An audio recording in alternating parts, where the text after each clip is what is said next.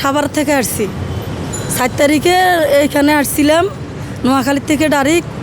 তো এখন আমি খালেদা জিয়ার ভালো মন্দ বা কোনো একটা ভালো খবর শোনার জন্য ফোকাতলাগ আমি ইয়াতে সাভারে আসছিলাম। আজকে আবার সাভার থেকে আসছি।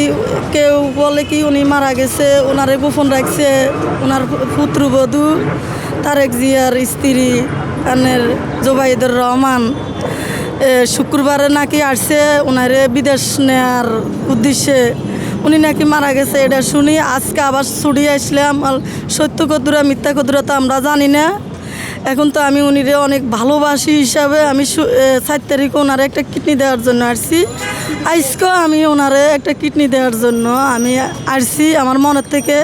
কেউ তো আমার কেউ নাইও, আমার আপন বলতে কেউ নাই। আমার আপন থাকলে 3টা সন্তান আছে আমার, ওই সন্তান ছাড়া আমার কেউ নাই। আমি আমার একটা ছেলে নিয়ে আমি এই জায়গাতে আসছি 7 তারিখে আসছি, আজকেও আসছি।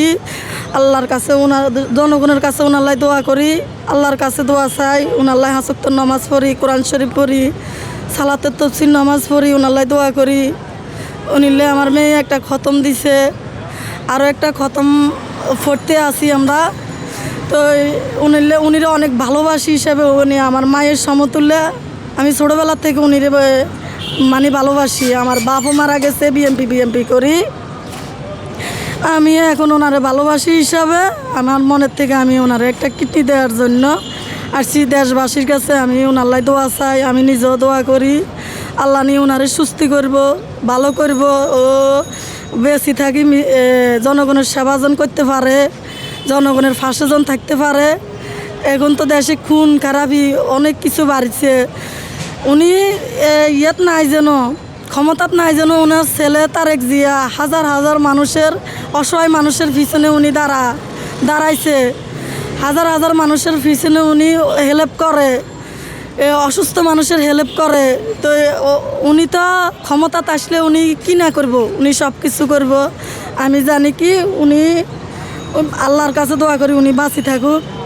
উনির এক ছেলে, ওই ছেলেটার মুখে লন্ডনে পড়িছে তারেক জিয়া, মার কাছে উনি আসতে পারে না। কী কারণে আসতে পারে না সেটা হে জানে, আর উপরে আল্লাহ জানে, আমরা তো কিছু জানি না। আমার ছেলে মেয়ে 3টার লই আমি বাসাবাদ কাজ করি খাই। তাহলে আপনি কোথায় কি করে খান? আমি বাসাবাদ কাজ করি খাই। তাহলে আপনি যে কিডনি দিবেন তারপর আপনি চলবেন কীভাবে? আমি আমার বাসার কোনো এই কষ্ট করি বাঁচি থাকার কোনো প্রয়োজন নাই। একটা ছেলে, ওই ছেলেটারা আমি মানুষ করতে পারি না। তো আমি তো বাঁচি থাকার কোনো দরকার নাই, আমি চাই না বাঁচি থাকার। উনি বাঁচি থাকলে দেশের সেবা করতে পারবো, ওই কারণে জনগণের পাশে থাকতে পারবো। ওই কারণে আমি ওনারে টিকনিকটা দিতে আসছি, দয়া করি।